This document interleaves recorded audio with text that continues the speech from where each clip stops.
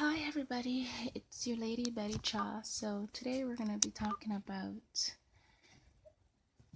the fear of abandonment. And a lot of people don't seem to know that not everyone fears abandonment, but some have abandonment pain. So I'm one of the people in the latter group. So what happens with me is I don't fear abandonment. I never ever go into relationships assuming that, this new female friend that I'm meeting is going to get up and just leave me tomorrow or next week or next month or 2 months from now, 4 months from now. You get the drift.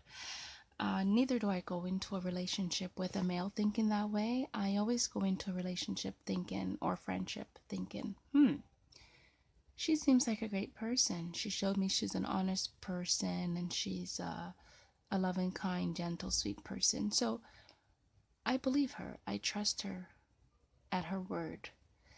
And so then what happens in my mind, 100%, no lie, no doubt, I start to think, oh, we're going to have a great long-term friendship. We're going to have a lifetime friendship, a friendship of a lifetime. And then what happens is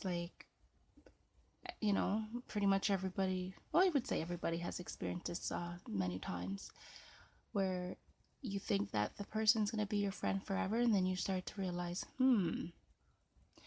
this person is as fake as the fake people that she says she doesn't like.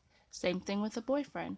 When I go and I give a guy a chance, I go in wholeheartedly and I think that, yes, 100%, that this person is going to be in my life long term, and that everything that he's saying is sincere, it's authentic. And I never think in my mind for 1 second that, oh, he's probably going to abandon me. Oh, he's probably going to disappear tomorrow. Oh, maybe this is not going to last for 5, 10, 15, 20 years. Maybe this is not going to last forever. It's just going to last for 1 month or 1 week or 2 months or 3 months or 4 months, 5 months. I never go into a relationship thinking that way. So that is why, even though I've never heard the term before, I guess I thought of the term on my own, the term of abandonment pain. So with me, after the relationship's done or the friendship's done, then I feel abandonment pain, is why I called it that. I do not have the fear of abandonment where a lot of people do. So they go into a friendship half-hearted. They go into a relationship half-hearted. They go in there with all this, oh, I wonder when she's going to dump me as a friend. I wonder when he's going to dump me as, significant other. And they always have these doubts and fears in their mind. And so they don't have 100% faith in the relationship that is going to work, or the friendship. That would be the fear of abandonment. I don't have that in me. So, but what I'm trying to do to work on this abandonment pain is to deal with all the abandonment pain from childhood. And that started from when my parents weren't living together anymore. So now my dad has his wife, and she wasn't very friendly. She wasn't like, okay, the terrible stepmother stories you hear, but she wasn't very loving or gentle or kind either. My brother and I, we would say hi, and she would just ignore us, like she was jealous, envious, covetous, whatever you want to call it, of our status in our dad's life as his children. And she had her own kids, and so I guess that was like a insecurity on her part, a grown woman being disrespectful and unkind and unfriendly to two little kids. Like, how sad is that? Speaks volumes on how secure she was. So I guess with that, I have to learn how to deal with healing that and fixing that, and that's what I'm working on right now. Not really fixing it because I can't fix him or her. I can't fix the fact that he chose her as his wife. I can't do anything about that, unfortunately. But I guess I just have to learn how to like dig deep down into my soul, do some soul searching about it, and just figure out how to, you know, accept it, mourn it, and just work through it and just rise above it. And also, the other abandonment pain I have is that my quote unquote older sister and quote unquote older brother had left me and my younger siblings and my mom when I was a little girl, and that hurt me so bad as well because I was always a person that just loved people. I just love my family members. I just love my neighbors, my friends at school, all the kids at school, like so my classmates and my schoolmates, my teachers and everything. And so for someone to abandon me, it's so excruciating. It's been such excruciating pain. But like I said, still with all of that, I've never had the fear of abandonment. I still never had that. I guess it's very strange because I guess pretty much